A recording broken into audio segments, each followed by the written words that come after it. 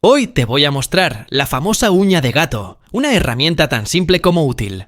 Está hecha con un trozo de varilla, nada más. Pero cuando le das forma y le dejas esa punta tipo uña de gato, se transforma en una maravilla para cualquier taller. Le agregamos un agarre con una cadena, cómodo, firme y fácil de manipular.